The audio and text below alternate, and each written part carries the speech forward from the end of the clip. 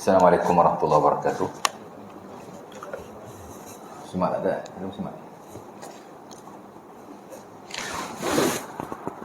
Innal hamdalillah nahmaduhu wa nasta'inuhu wa nastaghfiruh.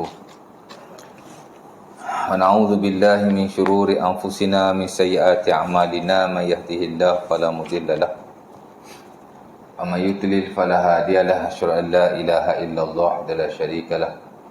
Wa asyhadu anna Muhammadan abduhu wa rasuluh. Allahumma salli wa sallim ala sayyidina Muhammad wa ala alihi wa sahbihi ajma'in, amma ba'du. Rabbana zidna ilma warzuqna fahma wa taqabbal minna innaka antas samiul alim. Walhamdulillahi rabbil alamin. Rabbi shrah li sadri wa yassir li amri wa hlul 'uqdatam min lisani yafqahu qawli.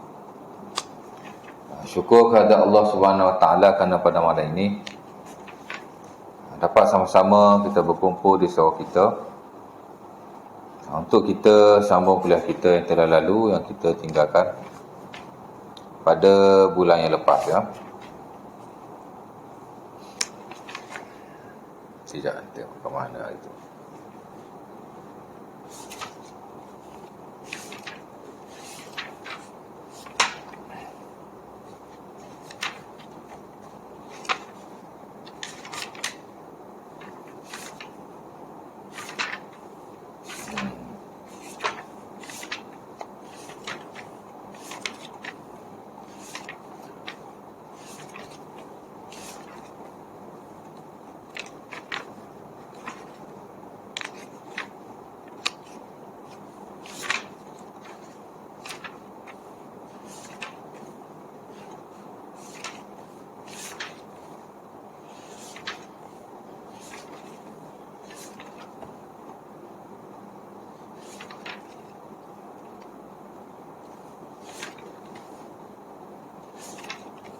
Sekejap.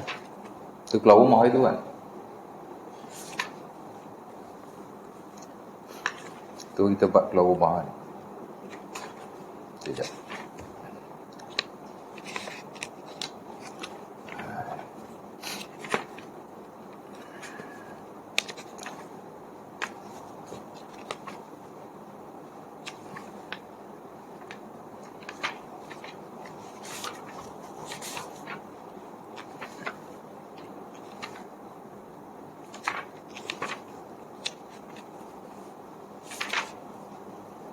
Baik. Jadi hari itu kita dah bincang tentang perihal kita tak kala kita keluar daripada rumah kita untuk bekerja, mencari rezeki atau apa-apa hajat atau urusan di luar lah, ya. Di mana kita yang pertama sekali digalakkan supaya berzikir kepada Allah Subhanahu Wa Taala tak kala kita keluar daripada rumah kita. Apa kita baca? Bismillah, tawakkaltu 'ala Allah wala haula wala quwwata illa billah. Itu kita kongsikan bulan lepas kan. Itulah seumpama yang dibaca oleh Rasulullah sallallahu alaihi wasallam. Diriwayatkan daripada Anas bin Malik dalam Sunan At-Tirmizi, di mana katanya kana Nabi sallallahu alaihi wasallam idza kharaja min baitihi qala bismillah tawakkaltu 'ala Allah wala haula wala quwwata illa billah. Fa idza qala dhalika yuqalu lahu faqad wuqita wa kufita wa hudita fatanaha anhu syaitan, ya. Kata Anas bin Malik, Nabi sallallahu alaihi wasallam bila keluar daripada rumahnya, ya, dia berkata bismillah dengan nama Allah, ya. Tawakkaltu 'ala Allah, aku berserah kepada Allah. Dan kita nak keluar kan, kita tak tahu apa yang ada di luar, ya. Luar ni macam-macam, ya. Nak dibandingkan di luar rumah dengan di dalam rumah, mungkin selamat lagi di dalam rumah. Mungkinlah, ya. Tapi di luar macam-macam yang akan berlaku. Jadi kita minta kepada Allah, kita berserahlah kepada Allah Subhanahu Wa Taala. Tawakkaltu 'ala Allah, aku berserah kepada Allah Subhanahu Wa Taala, ya. Sifat tawakal, ya. Merupakan satu sifat orang yang beriman.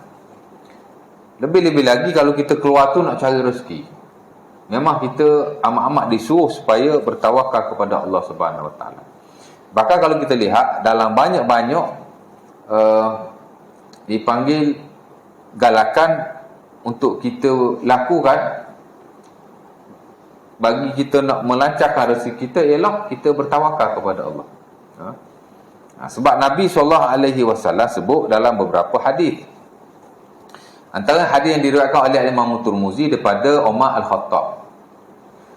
Kata Nabi, la kuntum tawakkaluna 'ala Allah haqqa tawakkulihi la ruziktum kama yurzaku at-tayr yaghdu khimasan wa yaruhu bitana.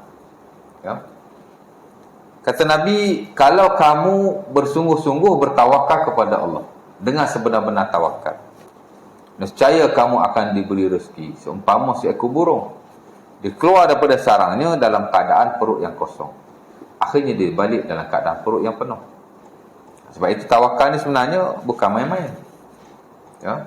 Ada jaminan rezeki di situ. Sebab itu kalau kita belajar dalam fiqhul muamalah, bab cari rezeki lah ya. Di samping kita berusaha, di samping kita mengamalkan adab-adab yang ada dalam muamalah, kita disuruh supaya bertawakal kepada Allah. Kerana bila kita bertawakal, ada jaminan rezeki di situ. Di samping hal lain-lain lah ya. Tapi tak kira lah untuk apa-apa hajat sekalipun, as well as kita keluar. Kita kata, tawakal tu ala Allah. Aku berserah kepada Allah. Pasal di luar kita tidak tahu apa yang akan berlaku. Wala haula wala quwwata illa billah. Setelah kita bertawakal kepada Allah, kita menyandarkan pula akan kekuatan dan kelemahan kepada Allah Subhanahu Wa Taala. Ya? Jadi satu keimanan yang tinggi kepada Allah Subhanahu Wa Taala, mudah-mudahan kita akan diselamatkan. Jadi kita baca itulah, bismillah tawakkaltu 'ala Allah wala haula wala quwwata illa billah. Ya. Dan kata Nabi SAW, bila kita kata begitu, simple je. Bismillah tawakkaltu 'ala Allah. 5 perkataan. Ya. Bila kita kata begitu, kata Nabi akan berkatalah, yakni malaikat. Apa malaikat kata? Malaikat kata, laqad kufita, kamu telah dicukupkan. Wahudita, kamu telah diberi petunjuk. Wawuqita, dan kamu telah dipelihara. Ya. Laqad kufita, kamu telah dicukupkan. Kalau kita keluar untuk satu hajat, mudah-mudahan Allah Ta'ala menyempurnakan hajat kita, dicukupkan. Kalau kita keluar untuk rezeki, mudah-mudahan Allah Ta'ala memberi rezeki kepada kita. Ya. Kalau kita keluar untuk satu keperluan, mudah-mudahan Allah Ta'ala memberi keperluan kita itu. Kufita, dicukupkan untuk satu perkataan yang baik tu. Ya. Jaminan daripada Allah Subhanahu Wa Ta'ala. Malaikat yang kata, tapi kita tak dengar lah pasal malaikat. Ya. Wahudita, dan kamu diberi petunjuk. Mudah-mudahan kita tidak akan tersesat di tengah jalan. Kita tidak akan ditimpa perkara yang menyusahkan. Dan of course lah, wuqita, kamu dipelihara. Ya. Mudah-mudahan kita tidak akan ditimpa sebarang musibah, sebarang kecelakaan dan hal-hal yang menyusahkan kita, insya-Allah taala. Ya.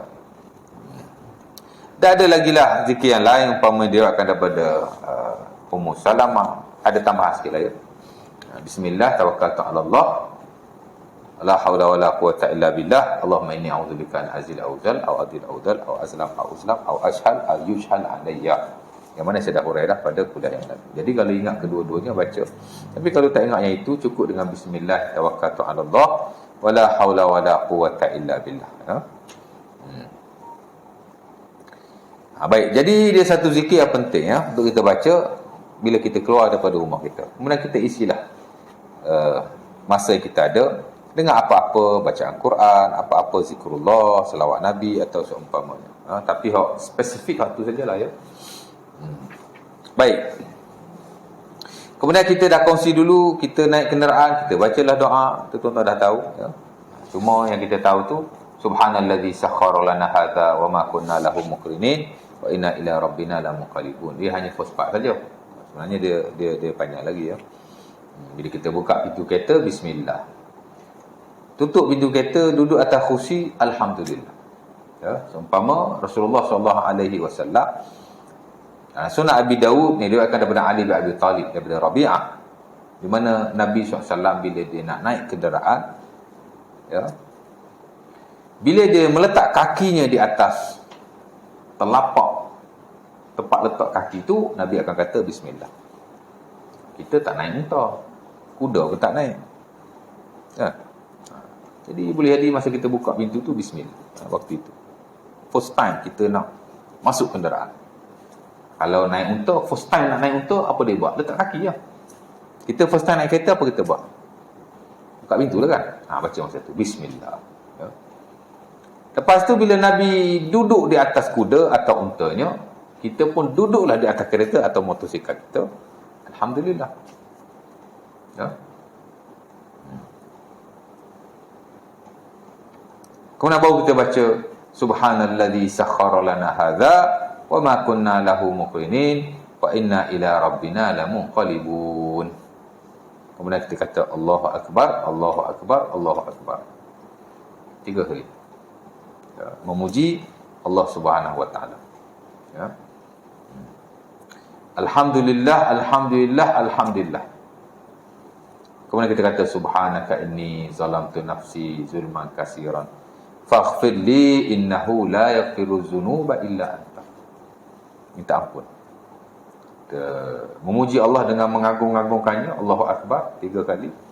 Kita ucap alhamdulillah 3 kali. Kemudian kita mensucikan Allah dengan berkata subhanakallahumma subhanaka inni, maha suci engkau wahai Tuhan, sesungguhnya aku zalamtu nafsi, telah menzalimi diriku, fa innahu la yaghfiru dzunuba illa anta.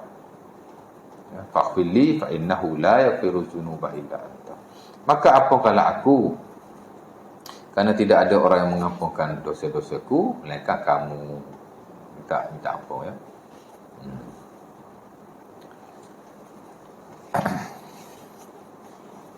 Jadi agak panjang lah ya yang doa itu. Tapi tak adalah panjang mana, very simple kan. Jadi kalau kita ingat sikit, kita tambah sikit lah ya. Mudah-mudahan sempurnalah zikir kita itu. Kemudian kita berjalan isilah ya. Dan saya dah baca hadis Umar Al-Khattab, di mana Nabi SAW menyatakan jika kita isi masa kita dengan zikrullah, kita akan ditemani oleh malaikat. Memang kita nak tuan-tuan, kehidupan kita ini dipenuhi malaikat. Memang kita nak gitu. Dan itu yang diajar oleh Rasulullah SAW. Nabi bila bermusafir, Nabi tak bagi bawa 2 benda. Pertama loceng, kedua anjing.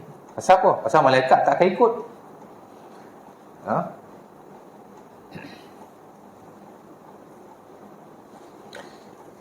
Umpamanya Nabi sebutlah hadis Abi Dawud daripada Abi Hurairah, la tashabu malaikatun rifqatan fiha jarasun wala kalbun.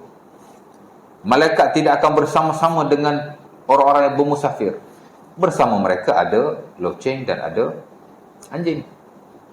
Pasal apa ada loceng? Malaikat tak ikut. Pasal loceng ni syiarun Nasara. Dia syiar orang-orang Nasrani. Orang Nasrani, Kristian lah ya. Memang mereka beribadah dengan loceng. Di gereja-gereja, di menara-menara mereka kan mereka tak loceng. Kalau dulu-dulu mereka guna loceng itu untuk memanggil orang datang sembahyang. Ya, sebab itu zaman Rasulullah SAW dulu, tak kala disyariatkan solat berjemaah di Madinah. Maka tak ada Madinah. Jadi mereka duk fikir macam mana nak panggil orang datang sembahyang. Azan masa itu belum diturunkan. Wahyu tak ada lagi masa azan ni. Tapi jemaah sudah disuruh. Allah Ta'ala suruh dah sembahyang jemaah ni. Tapi tak tahu nak panggil macam mana. Ya. Jadi masing-masing bagi pendapat masing-masing. Nabi pun bermesyuarat, minta pendapat. Ada orang cadang, wahai Rasulullah, kita ketuk loceng lah. Anattakhidhu naqusan mithla naqusin nasara. Kenapa kita tidak ketuk loceng seumpama orang-orang Nasrani mengetuk loceng-loceng mereka? Ada pula bagi cadangan, ya Rasulullah, anattakhidhu buqan mithla buqil yahud. Apa masalahnya kalau kita ambil trompet. Dia bukan trompet. Buk ni dia gading gajah macam tu, yang tengok. Dia satu alat lah. Dia macam trompet lah ya. Trompet lah. Bukan trompet. Trompet ni dia macam trompet Kerambi pula. Tak. Nak cakap apa ya? Buk dia panggil. Jadi macam-macam bagi cadangan pada Rasulullah SAW. Tak ada keputusan.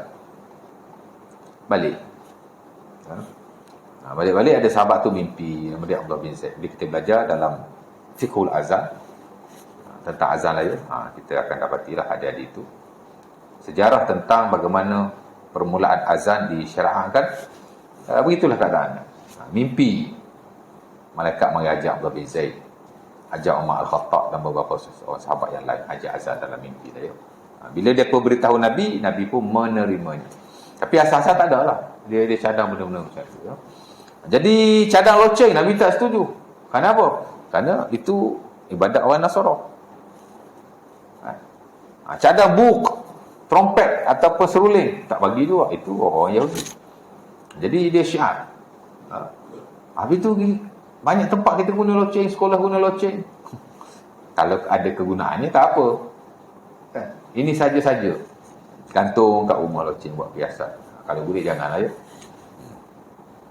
Jadi Nabi kata mana-mana pemusafiran yang ada loceng, malaikat tak ikut sama. Dan begitu juga jika ada anjing.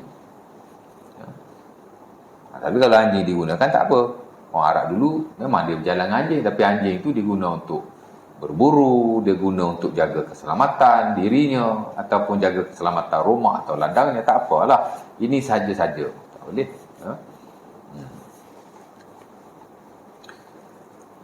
Sama juga di rumah. Pasal apa Nabi larang gambar-gambar digantungkan? Pasal malaikat tak masuk. Ya. La yadkhulu hadis Muslim daripada Ibnu Abbas, kata Nabi, la tadkhulu malaikatun baitan fihi surah. Ya. Malaikat tidak masuk satu rumah di dalamnya ada gambar. Ada setengah riwayat ada kambing juga, ada anjing juga. La tadkhulu, macam mana hadis tu kata Nabi sallallahu alaihi wasallam, la tadkhulu al malaikatu baitan fihi kalbun wala surah. Ya, hadis Muslim pada Ibnu Abbas kata Nabi, malaikat tak masuk rumah yang ada anjing dan ada gambar. Sama juga, ada anjing malaikat tak masuk. Ada hadis Jibril janji dengan Nabi nak datang, tunggu 2-3 hari tak main. Lepas tu dia main. Nabi pun tanya, pasal apa kau tak datang? Janji nak datang. Aku nak datang macam mana? Kat rumah kau ada anjing. Tengok-tengok bawah katil Nabi ada anjing, anak anjing. Dihalau keluar. Pasal zaman Rasulullah memang banyak anjing. Anjing dalam masjid dia main keluar masuk ya. Dalam rumah Nabi pun anjing masuk. Itu okey lah ya. Ada sampai tahap macam tu. Jadi anjing tak ada. Gambar pun sama. Ya. Terutama gambar-gambar yang bernyawa lah ya. Kalau gambar-gambar tumbuh-tumbuhan,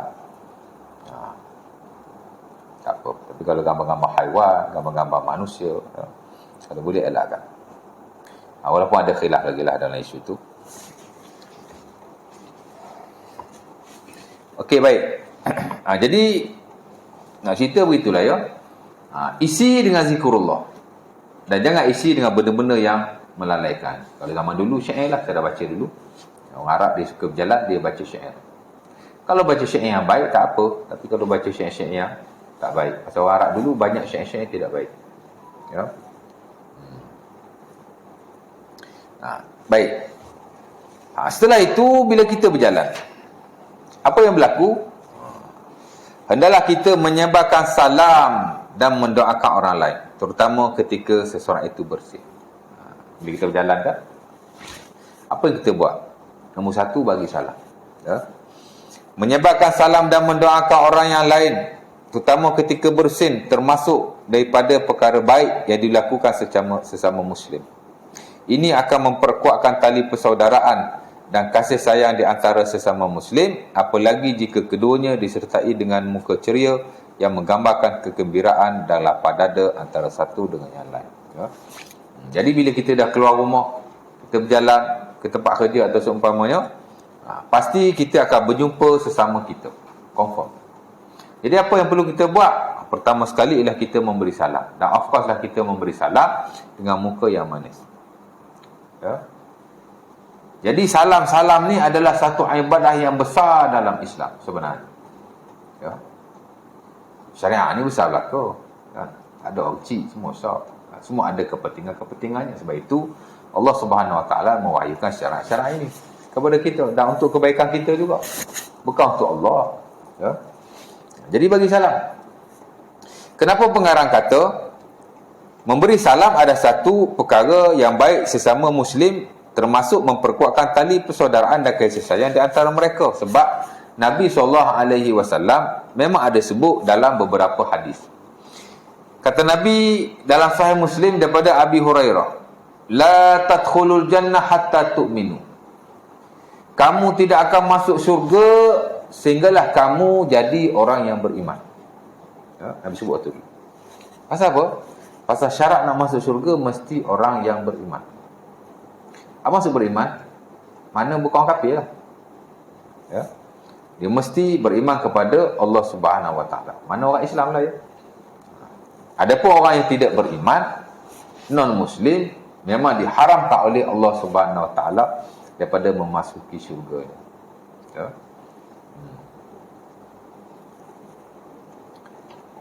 Sebab itu bila kita belajar dalam hak awak akidah ni, ada banyak hadis Nabi sebut. Ada orang yang tidak ada banyak amalan. Hatta ada orang yang langsung tidak ada amal kebaikan.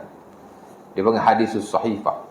Hadis yang diriwayatkan oleh Imam Tirmizi rahimahullah daripada Abdullah bin Amr bin Al-As. Nak menunjukkan bahawa kepentingan orang itu bersyahadah dengan la ilaha illallah. Mana dia Muslim. Sebab itu bila orang nak mati, kita kena kata la ilaha illallah kepadanya. Laqinu mautakum la ilaha illallah. Ya, kata Nabi, talqinkanlah orang yang hendak mati di kalangan kamu dengan la ilaha illallah. Ya, hadis Bukhari daripada Abu Sa'id Al-Khudri. Lepas tu talqin ada dua. Satu talqin ketika dia nak mati, ketika nazak tu. Itu talqin yang betul-betul ditekankan. Tak ada khilaf. Waktu itulah kena talqin orang yang nak mati ni. La ilaha illallah, la ilaha illallah. Sampai dia boleh sebut. Kalau dia tak boleh sebut sekalipun, dia ada dengar kalimah itu. Boleh sebut dengan hati dia lah mudah-mudahan. Kalau mulut dia tak boleh sebut. Tapi kalau boleh sebut, lagi bagus. Ya. Maka na akhiru kalamihi la ilaha illallah dakhalal jannah. Ya. Sesiapa yang akhir kata-katanya la ilaha illallah, maka Nabi kata dakhalal jannah. Pasti dia masuk syurga. Ya. Ada Abi Daud daripada Muaz bin Jabal. Sebab itu ada orang yang nak meninggal, dia bukan Muslim, dia Yahudi. Budak lagi, gulam lah. Orang panggil gulam dia, Sahih Bukhari. Dia ni anak orang Yahudi, bapa dia orang Yahudi, dia pun Yahudi. Tapi dia orang yang baik. Dia antara budak yang serve Rasulullah SAW, tapi dia tidak beriman, dia tak beriman. Bila dia sakit nak meninggal, Nabi melawat dia. Nabi pun suruh dia kata la ilaha illallah. Ya ghulam, qul la ilaha illallah. Wahai budak, katalah la ilaha illallah. Ya. Budak lagi tu, bukan kata orang tua. Ya. Dia tak kata. Dia tengok bapak dia. Bapak dia pun kesian kat anak dia. Bapak dia kata, Ati' Abul Qasim. Kali ni aku nak kau dengar kata Rasulullah, kata Muhammad lah, kata Abu Qasim. Dia pun kata la ilaha illallah. Lepas tu mati. Ya.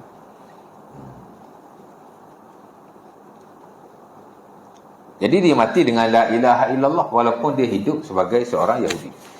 Jadi berjayalah dia. Itu yang Nabi kata, siapa-siapa yang akhir la ilaha illallah maka dia masuk syurga. Jadi kita pun sama. Talqinkan orang yang nak mati di kalangan kamu dengan la ilaha illallah. Ya. Jadi siapa-siapa yang kata la ilaha illallah, Muslimlah dia. Dan dia akan masuk syurga walaupun sebanyak mana dosa. Ya. Cuma kena azab dululah, itu cerita lain. Tapi nak cerita, siapa-siapa yang mati sebagai seorang Muslim, dia akan masuk syurga. Siapa-siapa yang mati tidak sebagai seorang Muslim, maka diharamkan ke atasnya syurga. Pasal dia punya lesen dia tu lah ya. Kena kata la ilaha illallah. Sebab itu dalam Islam ni zikir hak paling tinggi, hak paling afdal, hak paling agung ialah la ilaha illallah. Di atas kepentingan yang seumpama itu dan di atas nas Rasulullah sallallahu alaihi wasallam sendiri. Banyak hadis Nabi kata afdalu zikri la ilaha illallah. Ya, antaranya hadis Tirmizi daripada Jabir. Nabi kata seafdal zikir ialah la ilaha illallah. Ya. Afdalu ma qultu ana wan nabiyyuna min qabli. La ilaha illallah wahdahu la syarika lah. Lahul mulku wa lahul hamdu yuhyi wa yumiit wa huwa ala kulli syai'in qadir. Ya. Dalam hadis Al-Baihaqi daripada Sauban, kata Nabi, perkataan yang paling baik yang disebut olehku dan oleh nabi-nabi sebelumku ialah la ilaha illallah. Ada tambahan, wahdahu la syarikalah, lahul mulku wa lahul hamdu yuhyi wa yumiit wa huwa ala kulli syai'in qadir.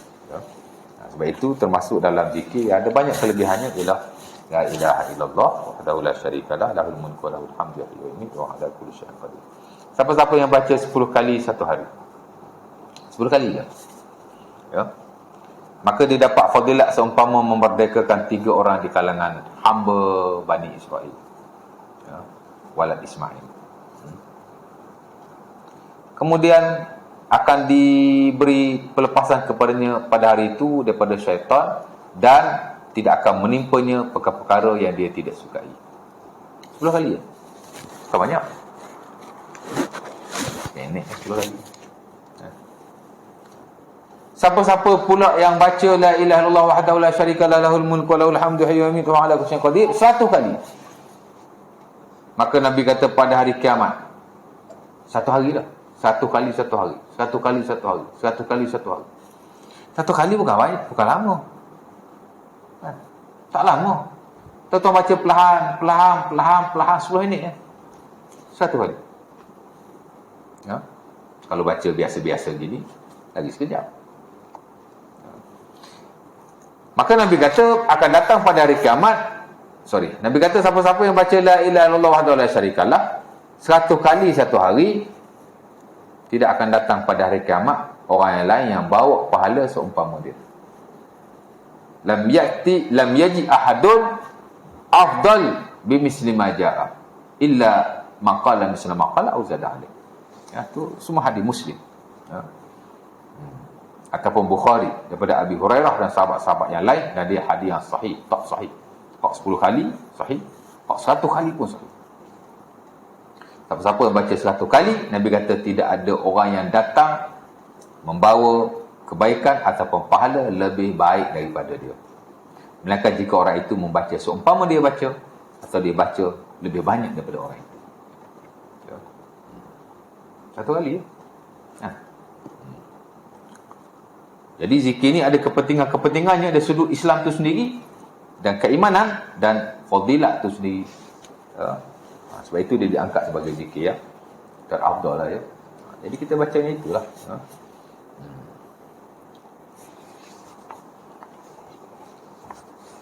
Banyak amalan-amalan diajar oleh Rasulullah SAW ni, kadang-kadang kita tak ada nak amal lah ya. Tapi tak apa, as long as kita suka mengamalkan apa yang warid daripada baginda, berbanding sebahagian golongan yang kadang-kadang suka amal benda yang tidak warid. Tak ada asal lah. Memanglah market kita ni banyak yang tak warid pun, tak ada sandaran.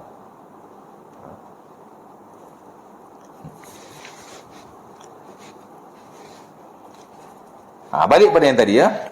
Jadi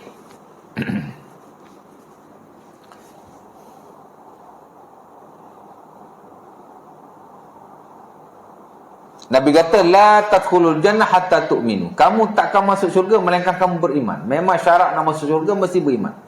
Baru boleh jadi ahli syurga. Walaupun dia ahli maksiat, walaupun dia orang yang fasik. Kerana syarat masuk syurga tu. Ya. Ahli sunnah lah. Kalau bukan ahli sunnah dia lain pula. Ahli sunnah ni dia kata sesiapa yang beriman, jahat macam mana pun, banyak dosa macam mana pun, dia akan masuk syurga at the end of the day. Syurga. Ya.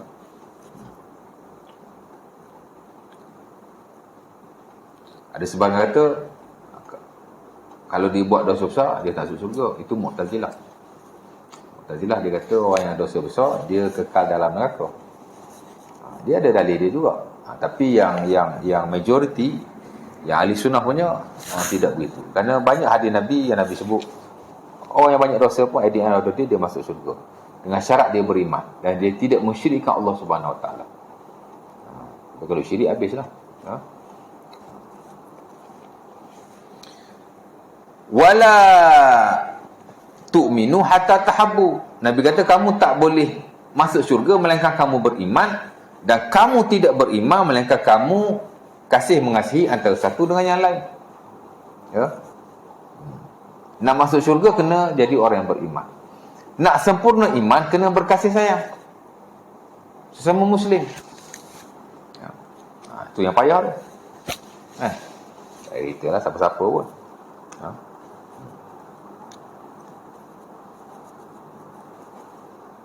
Afala adullukum ala syai'in iza fa'altumuh tahabbtum fima bainakum. Qalu na'am, qala Nabi afsyus salam bainakum. Maka nak tak Nabi kata aku ajar pada kamu satu amalan, jika kamu buat ia akan menjadikan kamu saling kasih mengasihi antara satu dengan yang lain. Sahabat kata naklah wahai Rasulullah. Nabi kata afsyus salam bainakum. Ya. Seringlah memberi salam sesama kamu. Rupanya kita beri salam sesama kita ni, dia boleh mewujudkan kasih sayang sesama kita.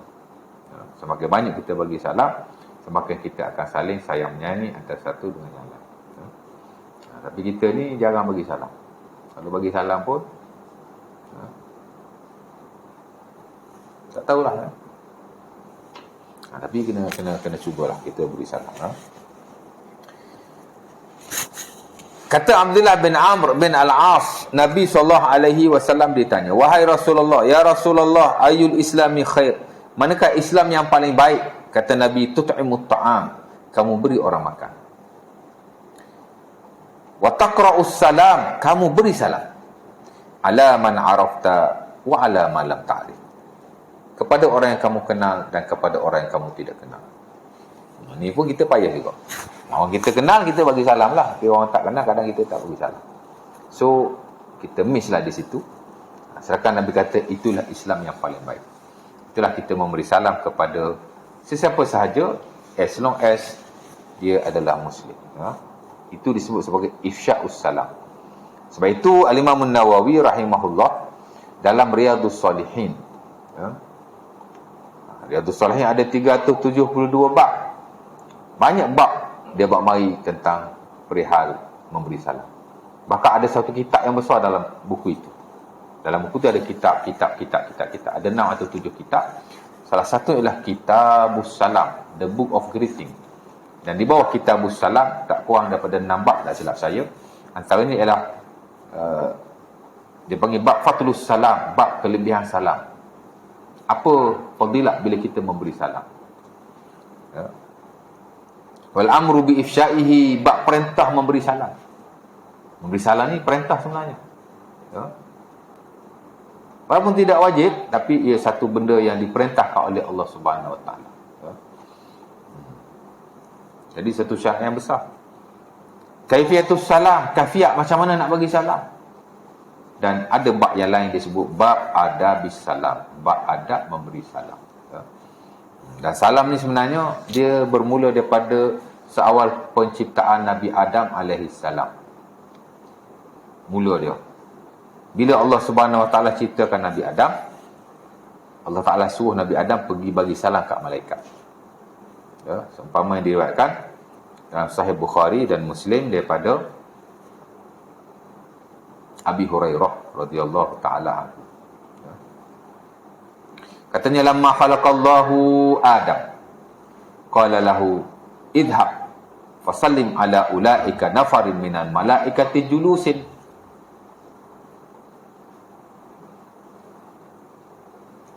Wahai Adam, pergi kamu kepada malaikat itu. Satu golongan malaikat sedang duduk. Berilah salam kepada mereka. Idhab ila ulaika nafarin minal malaikati julusun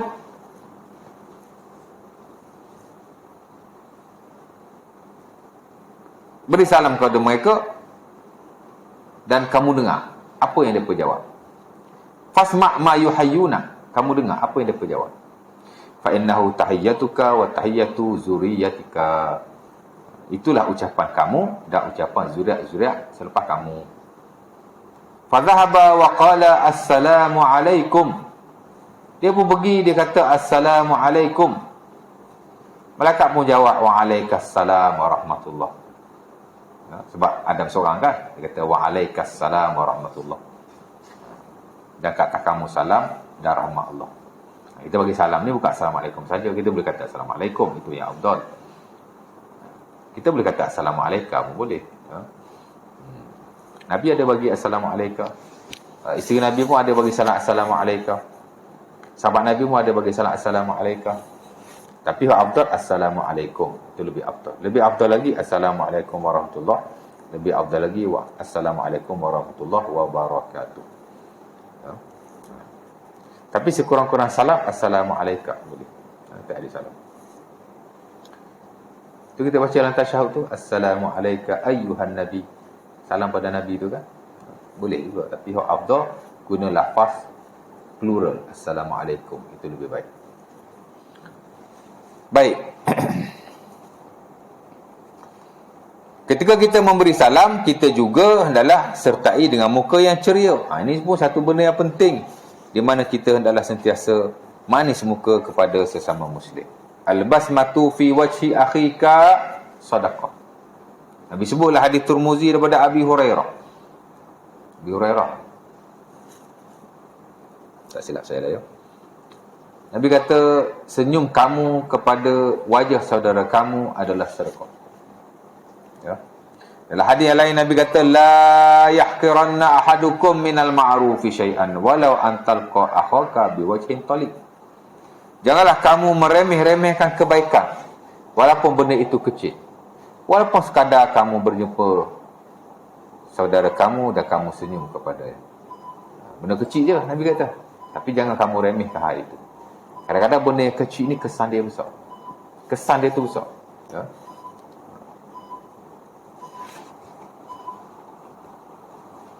Daripada Abdullah bin Haris, bahawa beliau berkata, aku tidak pernah melihat Rasulullah aku tidak pernah sama sekali melihat orang yang banyak senyumnya berbanding Rasulullah sallallahu alaihi wasallam. Ma ra'aitu ahadan aktsar basmatan min Rasulillah. Aku tak pernah lihat orang yang lebih banyak senyumnya daripada Rasulullah sallallahu alaihi wasallam. Oh, Nabi ni rupanya dia senyum saja. Ya. Tak payah ke nak senyum saja ya. Duduk seorang pun senyum juga. Boleh. Ustaz pun tak boleh buat macam tu.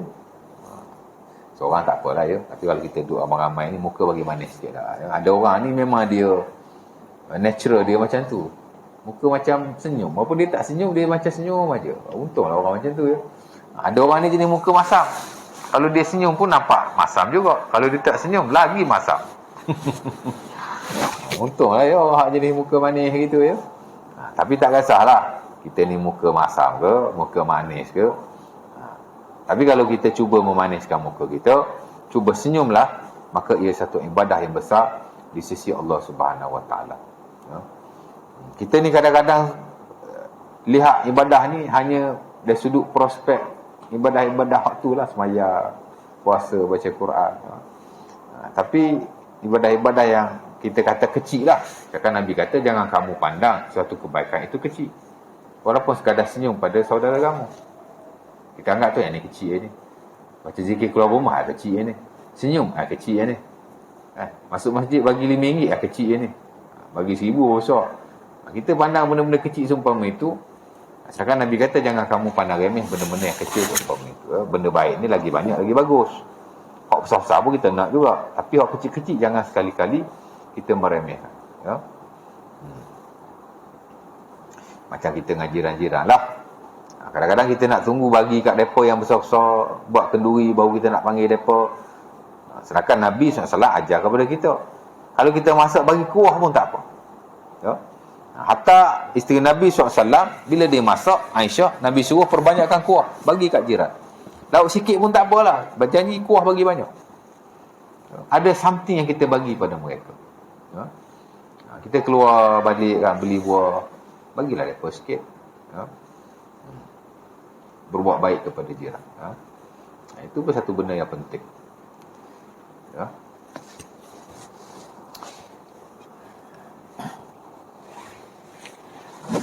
Kadang-kadang kita harapkan ibadah kita yang besar lah ya.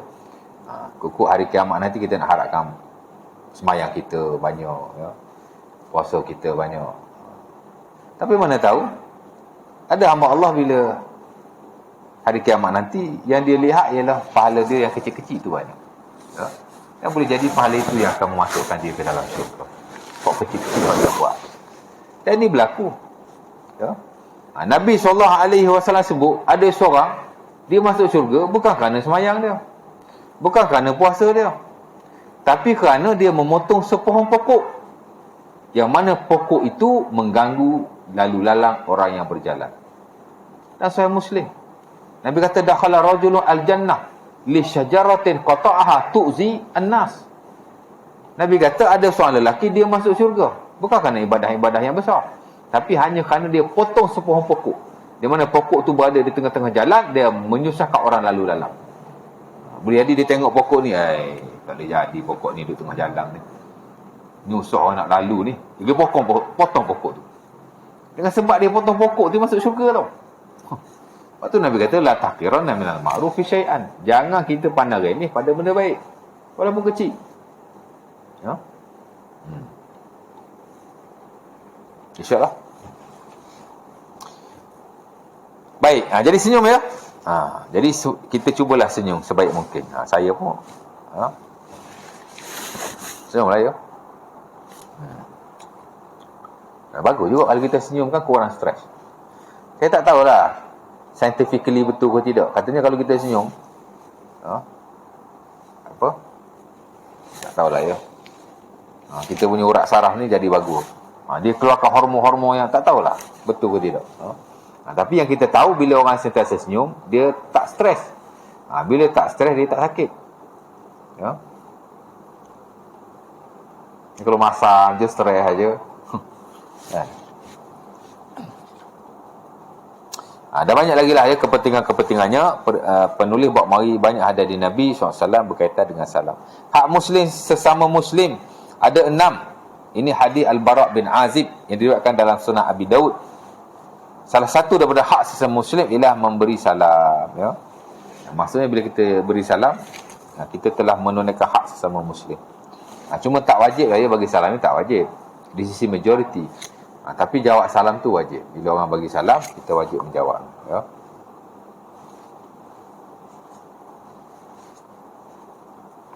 Nabi SAW bukan sahaja memberi salam sesama lelaki muslimin, tetapi Nabi juga memberi salam kepada wanita, seumpama yang diriwayatkan dalam Sunan Abi Daud daripada Asma binti Yazid, daripada Ibnu Umar dan selainnya, bahawa Nabi SAW melewati kami sekelompok wanita, lalu memberi salam kepada kami. Dalam setengah riwayat, Nabi menjawabnya dengan mengangkat tangan. Nabi memberi salam dengan mengangkat tangan kepada kami. Ya.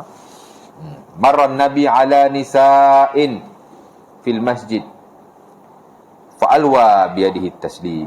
Nabi lalu kat masjid, ada wanita. Nabi memberi salam.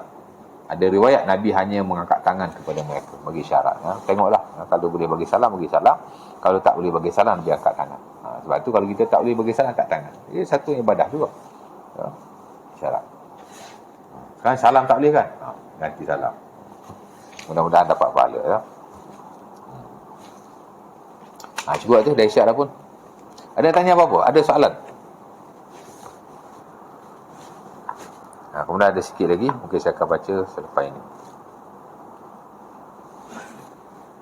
Dan yang lebih penting juga, salam ni ialah salah satu daripada nama Allah Subhanahu Wa Taala. Ya. Tadi kita belajar bagi salam, berkasih sayang, ya. Pahala salam tu sendiri, banyaklah kepentingannya. Tapi satu juga benda yang penting, salam ialah salah satu daripada nama Allah Subhanahu Wa Taala. Ya. Salam juga salah satu daripada nama syurga, Darussalam. Ada satu syurga nama dia Darussalam. Ya, agama kita ni agama Islam, daripada salam juga tu. Di syurga nanti ada syurga salam, Darus Salam. Bahkan Allah Subhanahu Wa Taala pun bernama dengan nama As-Salam. Betul tak? Lepas tu kita dah baca Allahumma antas salam wa minkas salam tabarakta zal jalali wal ikram. As-Salam ialah salah satu daripada nama Allah Subhanahu Wa Taala. Jadi salam-salam ni daripada nama Allah. Ya, dan nama Allah ni bukan calang-calang. Semua nama Allah adalah husna. Nama-nama yang baik, nama-nama yang indah, nama-nama yang agung. Ya. Walillahil asmaul husna fad'uhu biha. Ya, dan surah Al-A'raf ayat 180. Allah Taala kata bagi Allah Taala itu ada nama-nama yang baik. Maka panggillah dia dengan namanya. Ya. Jadi bila kita bagi salam, saya tak langsung ya, kita seumpama telah menyebut nama Allah Subhanahu Wa Taala. Bukan sebut nama Allah, tapi assalam tu mana ucap selamatlah, tahiyah, ya, greeting. Tapi ia berasal daripada nama Allah Subhanahu Wa Taala, ya. Jadi saya tak langsung seumpama kita menyebut nama Allah Subhanahu Wa Taala. Assalam, ya. Ada salam? Ya. Salam ni kita ada salam, ada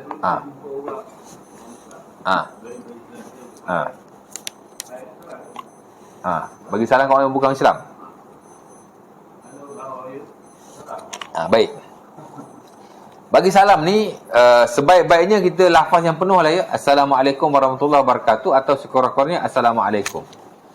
Sama ada kita bagi salam dengan lafaz ataupun bagi salam dengan tulisan. Sebab tu sebaik-baik kita tulis Assalamualaikum tu penuh. Sebaik-baiknya lah, ya. Tapi kalau kita ringkaskan salam sebagai petunjuk kepada Assalamualaikum, mudah-mudahan tidak salah. Cuma tak tahulah pahala tu dapat penuh ke tidak, saya tak pastilah, ya. Tapi harus insya-Allah taala. Bahkan kalau kita lihat dalam Quran dan surah Az-Zariyat ayat 24, Allah Taala kata hal ataka hadithu dhaifi Ibrahim id qalu salama qala salamun. Allah Taala kata tidak akan datang kepada kamu berita tentang tetamu Nabi Ibrahim.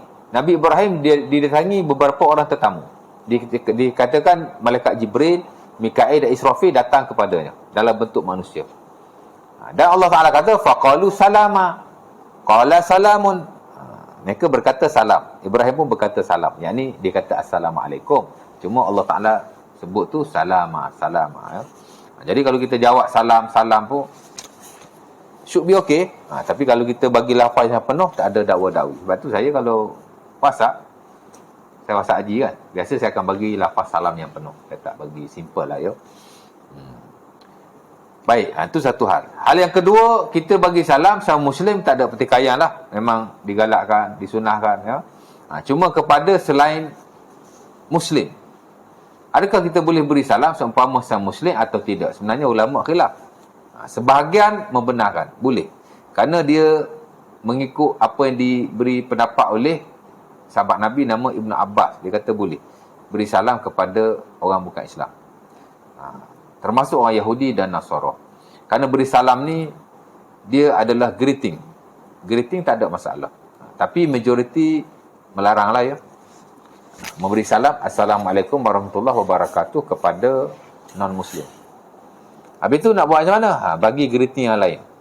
Good morning, good afternoon, happy, nice day, ataupun apa-apa lafaz greeting seumpama itu, ya. Lebih baiklah, lebih baik daripada kita bagi salam Assalamualaikum warahmatullahi.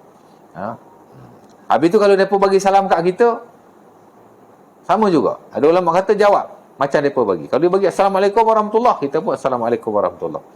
Ada kata tak boleh. Kalau dia bagi Assalamualaikum warahmatullahi, jawab Waalaikum saja.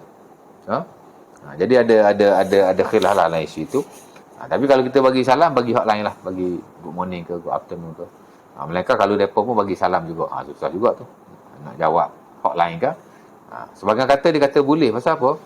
Pasal Allah Ta'ala kata wa idza hayyitum bi tahiyyati fa hayyu bi ahsana minha aw rudduha. Tu surah An-Nisa ayat 86. Dia dalam Quran ni ada beberapa ayat pasal salam, ya. Salah satu ayat itulah Allah Ta'ala kata bila orang bagi kau greeting, kau kena jawab greeting yang lebih baik. Jadi sebab tu dia berkata kalau orang kafir kata Assalamualaikum, kita pun kena kata Assalamualaikum ataupun Assalamualaikum warahmatullahi. Ya. Dia dari sudut pandang lafaz tu lah, adakah dia lafaz ibadah atau dia sekadar greeting.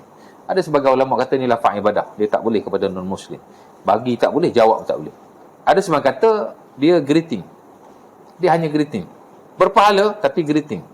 Jadi boleh kita bagi dan boleh juga kita jawab. Tak ada masalah. Tapi saya lihat hak majoriti, hak pertengahan, hak sederhana, kalau kita bagi salam, kita bagi lafaz yang lain. Good morning, good afternoon. Itu kita lihat di fatwa-fatwa terkini lah ya. Saya dulu masa saya kerja di Maxis dulu, sebelum saya jadi ustaz lah, baru nak start masa tu. Ada seorang India ni, dia banyak berkawan orang Melayu kan, bagi salam sana, bagi salam sini. Letih kan nak jawab tu. Sikit-sikit Masya Allah, sikit-sikit Alhamdulillah. Kukuk sekarang dah masuk Islam kot. Kita nak larang pun tak boleh kan. Takkan nak kata mu jangan cakap perkataan-perkataan macam tu perkataan orang Islam tu. Susah juga. Jadi gitulah je ya. Jadi kita bagilah payah lain lah. Itu lebih baik. InsyaAllah. Ada soalan lagi? Tak ada ya? Jadi tak ada, kita semaya lah ya. Mudah-mudahan kita dapat sikit sebanyak ilmu pada malam ini. Dan manfaatnya. Dan kita samalah pada bulan yang lepas. Bulan lepas dah puasa dah ya. Puasa ada tazkirah? Tak ada ya? Nanti maklumlah apa-apa. Kawan. Ana puasa jarang keluar. Tapi kalau dekat-dekat ni Ana datang aja. Ana banyak duduk di Pajarah ya, di surau AQS tu. Banyak